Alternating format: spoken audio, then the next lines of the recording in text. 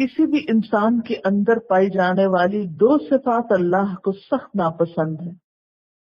ایک ہے اس کا مختال ہونا، دوسرے فخور ہونا. مختال کا لفظ خیل سے ہے. خیل گھوڑے کو کہتے ہیں. گھوڑے کے اندر ایک خاص قسم کی اطراحٹ ہوتی، اور خیل سے ہی لفظ خیال بنا ہے. اور خیال کیا ہوتا ہے؟ ذہن میں کوئی تصویر جو آ جائے. اور خیال عموماً کس چیز کا آتا ہے؟ جب کوئی چیز سامنے سے ہٹ جاتی ہے تو بعد میں اس کی جو تصویر یا اثر رہ جاتا ہے اس کو خیال کہتے ہیں. یعنی ایک طرح سے گمان. خیال پر خیالی ہوتا ہے، اس کی حقیقت نہیں ہوتی.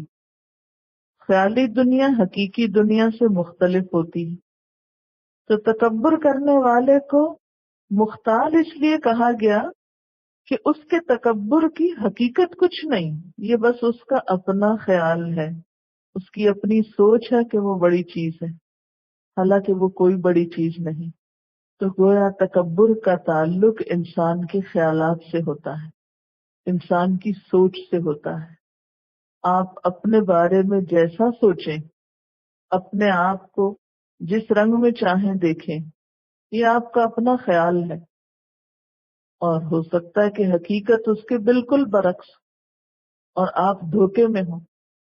آپ اپنے آپ کو بڑی شے سمجھتے ہو، اور اللہ کی نگاہ میں آپ کی حیثیت مچھر کے پر برابر بھی نہ ہو. کیونکہ بسا اوقات ہم لوگوں کو صرف ظاہری شکل و صورت، ان کی ظاہری شخصیت اور پرسنالٹی میں پرکھتے ہیں. لیکن متکبر شخص جو قیامت کے دن چیونٹیوں کی شکل میں اٹھے گا، وہ شخص جس کے اندر رائی کے دانے برابر تکبر ہے، وہ جنت میں نہیں جا سکے گا. ایسا شخص پھر اللہ کی نگاہ میں حیثیت کیا رکھتا ہے؟ تو کوئی شخص جو خود کو بڑی چیز سمجھتا ہو، اسے ساتھ ہی یہ بھی یاد رہنا چاہیے کہ کبھی یہ بھی سوچ لیا کرو کہ تمہارا مقام اللہ کی نگاہ میں کیا ہے. کبھی بھی اپنے آپ کی بڑائی کا خیال آنے لگے کہ میں دوسرے سے بہتر ہوں، یہ سراسر شیطانی خیال ہے. انا خیر من. اگر یہ آپ کے اندر آتا ہے اور بار بار آتا ہے، اور آپ اپنے آپ کو دوسروں سے ہر وقت کمپیئر کرتے رہتے ہیں کہ میں اس سے زیادہ ذہین ہوں، میں اس سے زیادہ اچھی طرح بول سکتا ہوں، میں اس سے زیادہ خوبصورت ہوں، میں اس سے زیادہ بہتر کام کر سکتا ہوں، تو انا خیر منہ شیطانی جملہ ہے جو شیطان نے انسان کو سجدے سے انکار کرتے وقت بولا تھا اللہ تعالیٰ کے سامنے. کیا کسی بھی انسان کا بہتر ہونا محض کسی ایک خاص کوالٹی کی وجہ سے ہوتا ہے؟ مثلاً ایک شخص حسین ہے تو کیا اس کا حسن اس کے کل کی نمائندگی کر رہا ہے یا ایک جزوی سی چیز ہے؟ اسے کہاں سے زوم ہو گیا کہ وہ دوسروں سے بہت بہتر ہے؟ وہ تو ایک نعمت ہے جو اس کو ملی ہے. تمہیں کیا معلوم کہ وہ دوسرا شخص جس کو تم حقیر سمجھے بیٹھے ہو اور جو تمہاری نگاہوں میں بڑا بدصورت نظر آتا ہے، وہ اپنے تقوی کی وجہ سے، اپنے عمل کی وجہ سے، اللہ کے راستے میں جد و جہد کی وجہ سے، معلوم نہیں اللہ کی نگاہوں میں کتنا بڑا مقام رکھتا ہو. تو تمہیں صرف اپنی ایک کوالٹی پہ اتنا مان ہے، صرف اپنے حسن پہ ہی تم پھسل گئے ہو. اسی طرح باقی چیزوں کو بھی آپ لے لیجئے کہ مثلاً کوئی شخص اپنے مال کی وجہ سے بڑے اور تخیل میں رہتا ہے اور بڑے خیالات میں کہ میں بڑی چیز ہوں، اور وہ کسی بھی دوسرے شخص کو جس کے پاس مال نہیں حقیر ہی سمجھتا رہتا ہے، جو کہ عام طور پہ رویوں میں دیکھنے میں آتا ہے کہ مالدار لوگ جب غریب لوگوں سے بات کرتے ہیں تو کس انداز میں کرتے ہیں، ان کو کچھ دیتے ہیں تو کس انداز سے دیتے ہیں. اسے کہاں سے یہ پتا چل گیا کہ اس کا مال اس کو اللہ کی نگاہ میں بڑا بنانے والا ہے؟ تمہیں کیا معلوم کہ وہ دوسرا شخص جس کے پاس کچھ نہیں ہے دنیاوی اعتبار سے، لیکن تم سے کہیں پہلے جنت کا والی بن چکا ہوگا، کہیں پہلے جنت میں جا چکا ہوگا. تمہیں کیا خبر کہ اس کے اندر اور کیا کیا چھپی ہوئی خوبیاں ہیں. کسی انسان کی خوبیاں صرف وہ تھوڑی ہوتی ہیں جو سب کو نظر آ رہی ہوتی ہیں، جو پبلک فگر بنا ہوا ہوتا ہے، جو ہر ایک کی بظاہر آنکھوں کا تارا بنا ہوا ہے. تمہیں کیا معلوم کہ اللہ کے ہاں وہ کتنا ذلیل ہو سکتا ہے، اور اس کے مقابلے میں ایک شخص جس کو کوئی پوچھتا نہیں، جس کی کوئی پرواہ نہیں کرتا، اس کا مقام کتنا بلند ہو سکتا ہے۔ اس لیے مختال وہ شخص ہے کہ جو اپنے خیالوں میں رہے، جس نے اپنی ایک خیالی دنیا بنائی ہوئی ہو، اپنے گرد ایک خول چڑھایا ہوا ہو اپنی بڑائی کا اور اپنی بلندی کا، اور دوسروں کو وہ نگاہ میں نہ لائے، اور دوسروں کے کام کو اور دوسروں کی چیزوں کو وہ حقیر سمجھے۔ اسی طرح اگر کسی ایک خاص انسان کو اللہ تعالیٰ نے کوئی اسکل دی ہے، مثلا بولنا بہت اچھا جانتا ہے وہ، یا لکھنا بہت اچھا جانتا ہے، یا کوئی اور آرٹ ورک یا کسی بھی قسم کا کرافٹ اس کو بہت اچھا آتا ہے، اب اس وجہ سے اسے کوئی حق نہیں پہنچتا کہ اپنی کسی ایک صفت کی وجہ سے، کسی جزوی صفت کی وجہ سے وہ اپنے آپ کو دوسروں سے بڑا سمجھنے لگے اور دوسروں کی ہر کوالٹی کو حقیر اور ذلیل سمجھے۔ یا اسی طرح کوئی بھی اور چیز، کوئی بھی صفت، ہمیشہ دیکھیے کہ بحیثیت کل آپ کیا چیز ہیں، اور بحیثیت کل بھی کیا چیز، کتنا کمزور ہے انسان۔ بظاہر ہر فن مولا بننے والے بھی کہاں کہاں منہ کے بل گرتے ہیں، کہاں کہاں ٹھوکرے کھاتے اور ذلیل ہوتے ہیں۔ ایک لمحے کی دیر میں دھڑکتا دل صرف ایک منٹ کے لیے بند ہو جائے تو پھر دیکھیں کہ کہاں سے کچھ بول بھی سکیں یا کچھ سوچ بھی سکیں یا چل بھی سکیں یا اپنے ہاتھ بھی ہلا سکیں یا منہ پہ بیٹھی مکھی بھی اڑا سکیں۔ کیا حقیقت ہے انسان کی، کیا گنجائش ہے اس کے پاس کہ وہ خود کو دوسروں سے بہتر سمجھنے لگے اور انا خیر منہ کے دھوکے کا شکار ہو جائے۔ ان اللہ لا یحب، ایسا شخص اللہ کو تو بالکل بھی پسند نہیں، کل مختال، کل سارے کے سارے، کوئی ایک نہیں ہے، چند ایک نہیں، سب ایسے لوگ کہ جو اس صفت کا شکار ہوں، جو اس دھوکے کا شکار ہوں، جو مختال بنے بیٹھے ہوں، اور اس کے ساتھ ساتھ مزید یہ کہ فخور بھی بن جائیں۔ فخور کیا چیز ہوتی ہے؟ فخور کا لفظ فخر سے نکلا ہے۔ فخر کہتے ہیں پھٹنے کو، یہ جو بچتی ہوئی مٹی ہوتی ہے اس کو فخار کہتے ہیں۔ فخار مٹکے کو بھی کہتے ہیں۔ مٹکے کی صفت کیا ہوتی ہے؟ ذرا سا ہاتھ لگ جائے ایک دم زور سے آواز نکلے گی اس سے، ہاں، فوراً بجے گا۔ جو سالڈ چیز ہوتی ہے آپ اس کے اوپر جتنا مرضی ہاتھ مارو بہت کم آواز نکلے گی اس سے، لیکن جو مٹکا ہے اندر سے خالی ہے اور باہر سے بہت بڑا پیٹ نکلا ہوا اس کا، اس پہ ہلکی سی ضرب بھی ایک بڑی سی بھیں کو آواز دے گی۔ ہاں؟ تو ایک فخور ایسے ہی شخص کو کہتے ہیں کہ جو اندر سے کچھ نہیں، انتہائی کمزور ہے، انتہائی شیکی ہے، لیکن باہر سے بہت بڑا خول چڑھایا ہوا اس نے مٹکے کی طرح، اور چھوٹی سی بات پر بھی وہ آپے سے باہر ہونے لگتا ہے، شور مچانے لگتا ہے، اور خاص طور پر کس چیز کا شور؟ اپنی تعریفوں کا شور، اپنی خوبیوں کے بیان کرنے کا شور۔ تو فخر ان چیزوں پہ اترانے کو کہتے ہیں جو انسان کے ذاتی جوہر سے باہر ہو، یعنی جس میں اس کا کوئی ذاتی کمال نہ ہو۔ یعنی فخر کن چیزوں پہ؟ عموماً جو انسان کی ذاتی ملکیت میں نہیں۔ مثلا ذہانت ہماری ذاتی پیداوار ہے، ہمارا جو ذہن ہے یا یہ جو بولنے کی قوت ہے یہ کو ہماری ذاتی خوبی ہے؟ ہم نے اپنا دماغ خود بنایا ہے، اپنا ذہن خود بنایا، یہ ذہانت ہم نے اپنے آپ کے اندر خود ڈال لی ہے؟ نہیں، یہ تو اللہ کی دی ہوئی امانت ہے جو اس نے ہمارے اندر دوسروں سے مختلف رکھ دی، جس پہ ہم بڑے مان کر کے بیٹھے ہوئے۔ حسن ہمارا ذاتی کمال ہے، ہم نے اپنے آپ کو خود بنایا تھا، اپنی آنکھوں کا رنگ خود سلیکٹ کیا تھا، اپنی شکل و صورت خود ڈیزائن کی تھی؟ نہیں، جو کچھ بھی ملا ہے اس نے دیا ہے، وہاں سے آیا ہے۔ جب اپنا ہے بھی نہیں، ذاتی کمال بھی کچھ نہیں، اپنی ملکیت بھی نہیں، پھر فخر کس بات کا؟ پھر کس بات پہ بج رہے ہیں؟ پھر کس بات پہ شور ہے؟ اسی طرح مال، مال کو عموماً لوگ اپنا ذاتی کمال سمجھتے، جیسے قارون نے کہا تھا انما اوتیتہ علی علم من عندی، یہ تو مجھے اپنے علم کی وجہ سے ملا ہے، یہ تو میری قابلیت ہے، میری لیاقت ہے، یہ تو میں ہوں جس نے یہ اتنے مال کے انبار لگا لیے اپنے آس پاس۔ لیکن وہ سب کچھ کسی اور نے دیا تھا اس کو۔ تو فخور اس شخص کو کہتے ہیں جو ان چیزوں پہ اترائے جس میں اس کا ذاتی کوئی کمال نہیں، جو اس کی ذاتی ملکیت نہیں، دینے والا جب چاہے واپس لے لے۔ اور پھر فخور میں یہ صفت بھی آتی ہے کہ انسان اس کمال کی وجہ سے شور مچاتا رہے، بجتا رہے، اس کا اظہار کرتا رہے، اپنے منہ میاں مٹھو بنا رہے۔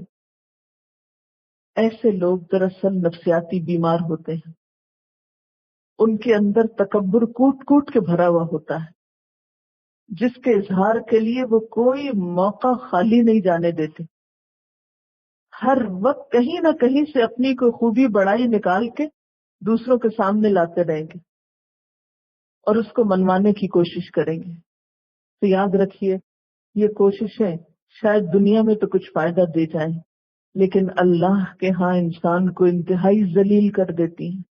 ایسے لوگوں کو اللہ تعالیٰ قطعاً پسند نہیں کرتا۔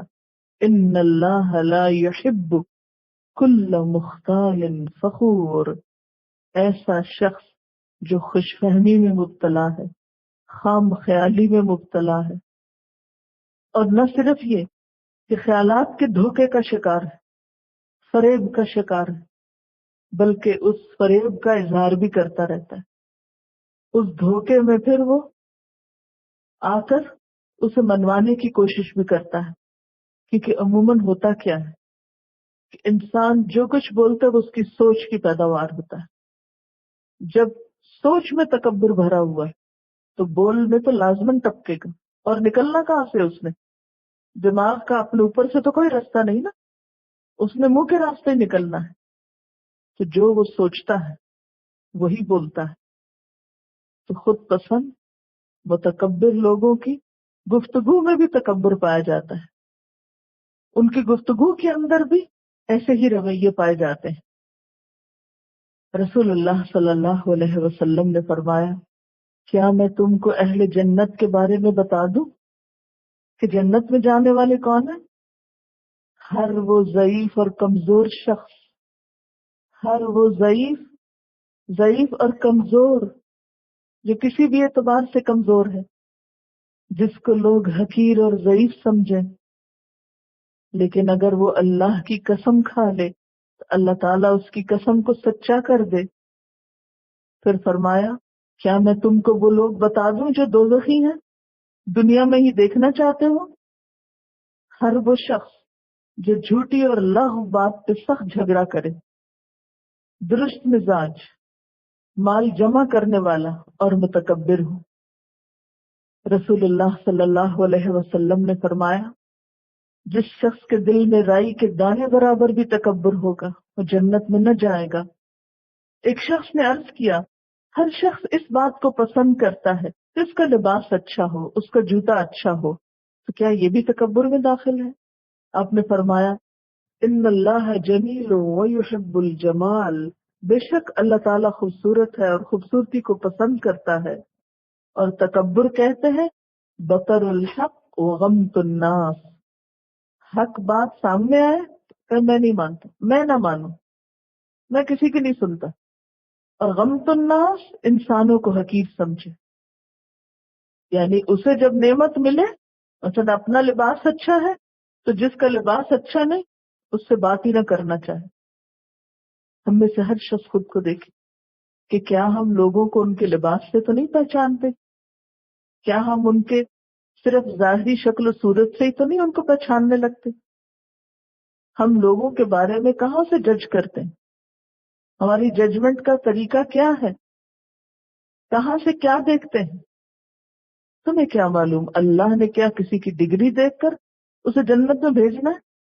نہیں، وہ تو یہ دیکھے گا کہ کون کتنا تقویٰ لے کر آیا ہے، خدا خوفی اس کے اندر کتنی، عاجزی کتنی، عمل کیا ہے اس کے پاس، خلوص کیا ہے اس کے پاس.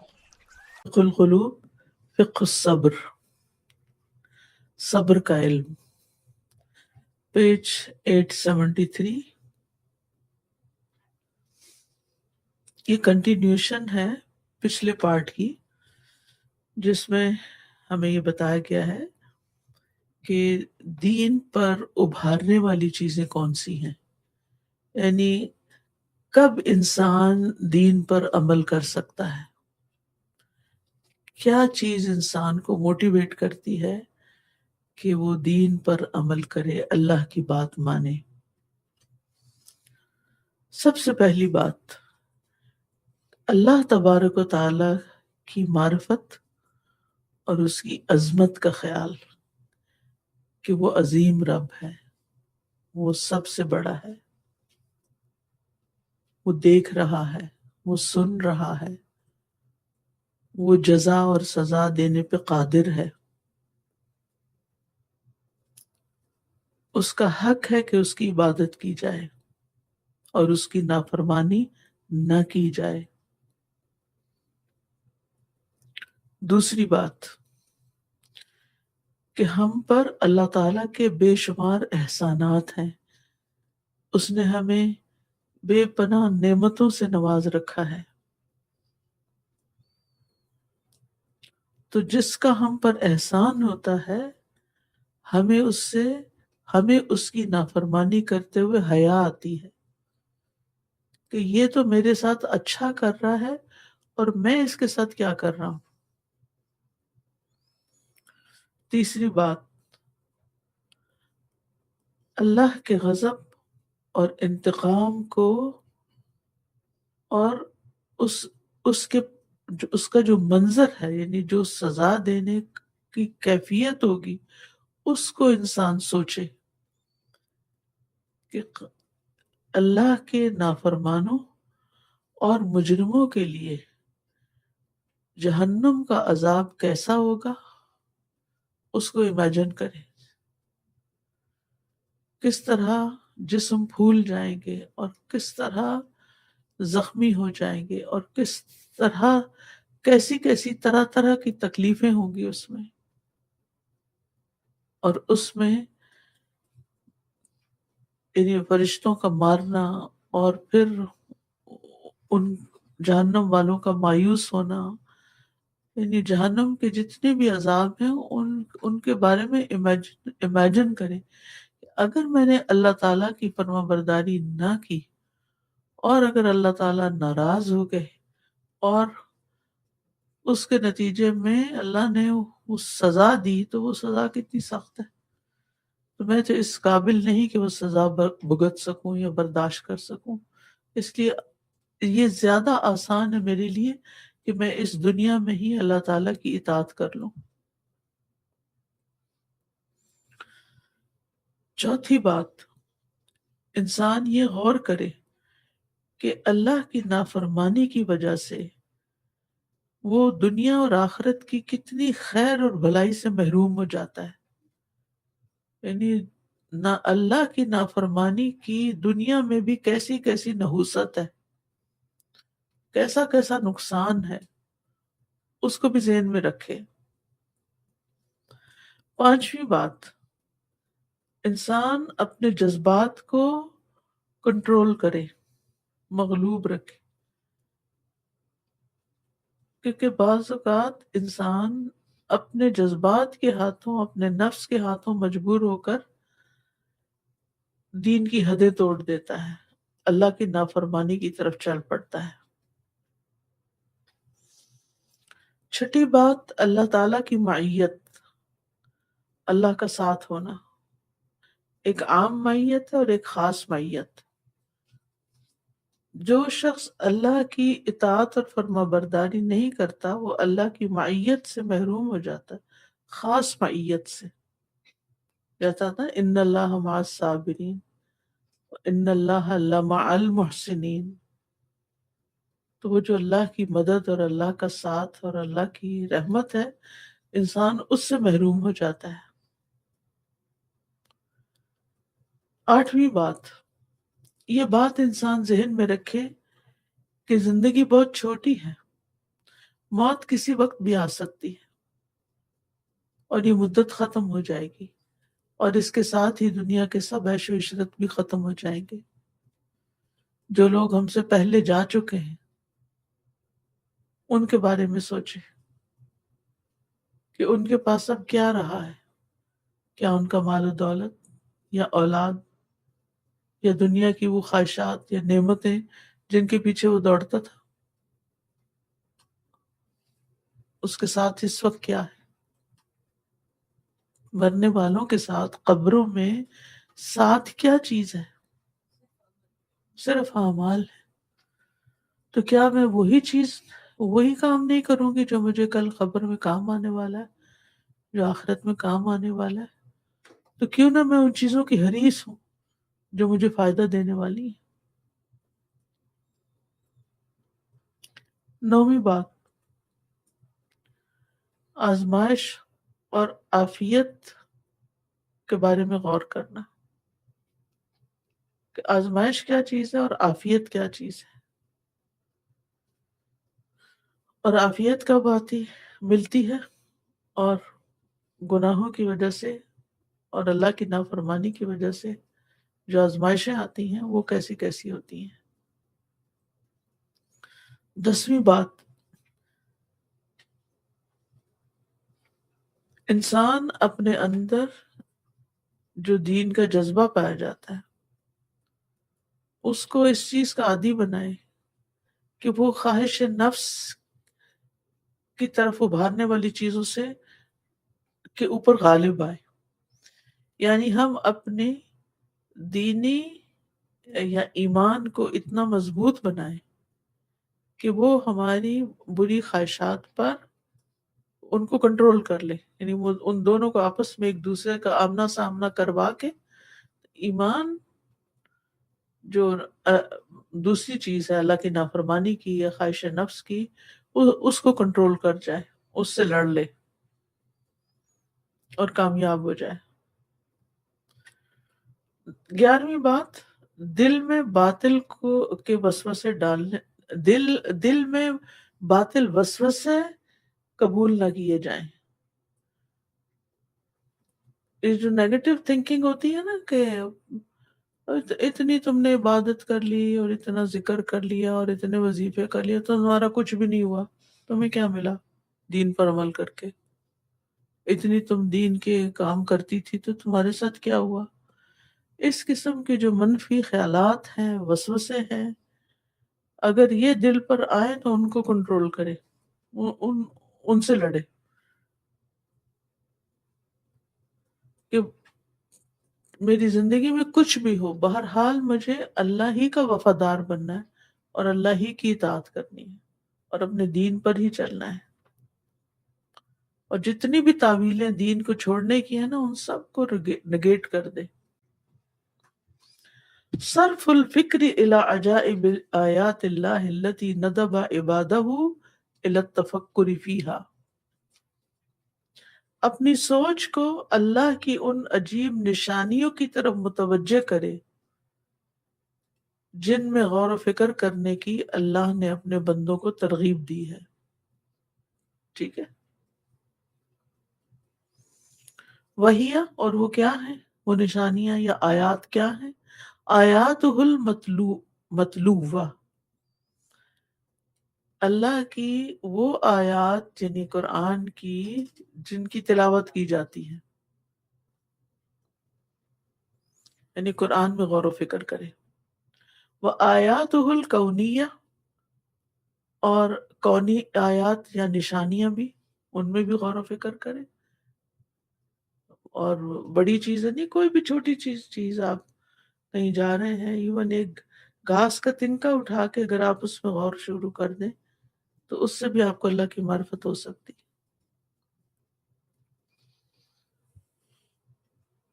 فذالک، تو یہ چیز یعنی یہ دو مشغولیات، یہ دو کام اتنے فائدہ مند ہیں، یہ سوچ بچار اور غور و فکر اتنا فائدہ مند ہے کہ اس سے کیا ہوگا؟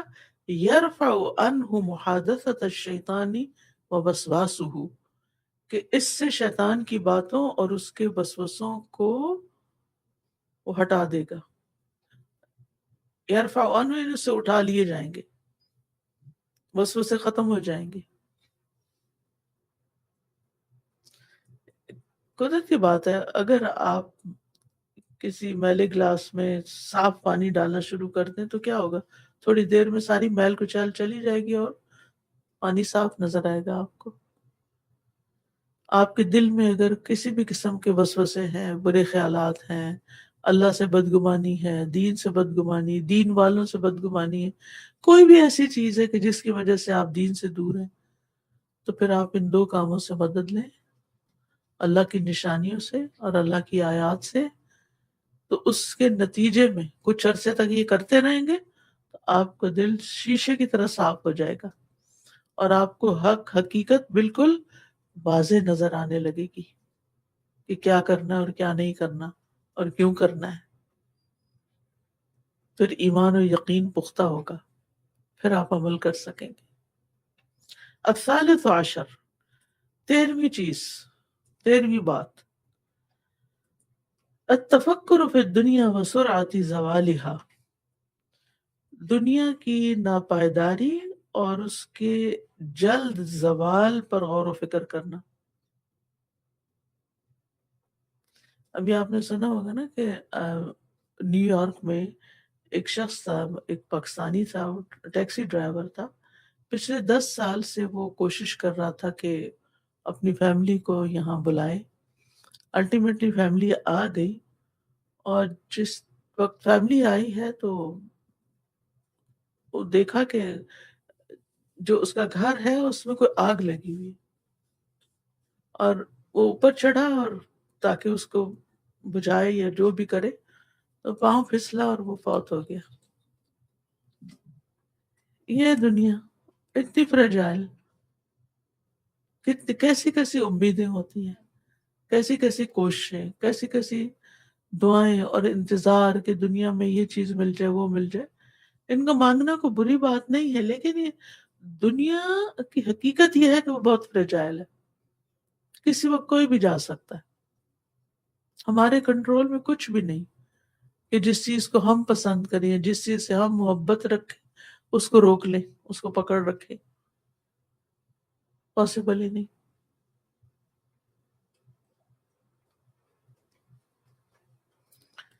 وقرب انقضائها، اور اس کے اس کے ختم ہونے کا قریب ہونا، یعنی جلدی ختم ہو جائے گی. فلا يرضى لنفسه ان يتزود منها لدار بقائه وخلوده اخص ما فيها واقله نفعا الا ساقط الهمة. فلا يرضى لنفسه، کوئی انسان اس بات پہ راضی نہیں ہوتا، اس کا دل اس پہ نہیں مانتا، ان يتزود منها، کہ وہ اپنے لیے زیادہ راہ لے، منہا اس دنیا سے، لدار بقائه وخلوده، اپنے اس گھر کے لیے جو ہمیشہ باقی رہنے والا ہے، اور خلود یعنی دونوں کا ایک ہی معنی ہے. اخص ما فیہا، اس میں سے جو سب سے گھٹیا ہے، وہ اقلہ نفعا، اور جس کا فائدہ سب سے کم ہے، الا ساقط الہمہ، سوائے اس شخص کے جس کی ہمت پست ہو، ہمت گری ہوئی ہو. ساقط کا کیا مطلب؟ سقوط، گرنا. ٹھیک ہے نا؟ مطلب کیا ہے اس کا؟ کہ اپنے لیے کوئی شخص بھی اس بات پہ راضی نہیں ہوتا کہ وہ اس دنیا سے ہمیشگی کے گھر کے لیے سب سے گھٹیا اور کم فائدے والے سامان کو لے کے جائے، سوائے جس کی ہمت پست ہو. یعنی ہم نے جانا تو آگے ہے نا، گھر تو وہاں ہے، یہ تو پکی بات ہے نا. یہاں دنیا تو بس عارضی ٹھکانا ہے. اس دار البقا کے لیے، دار الخلود کے لیے، جنت کے لیے کیسا سامان چاہیے؟ گھٹیا، چھوٹا موٹا ٹوٹا پھوٹا جو بھی عمل ہو، خوشی ناخوشی سے بس کچھ بھی لے لیں، یا کوئی بہترین چیز لے کے جائیں؟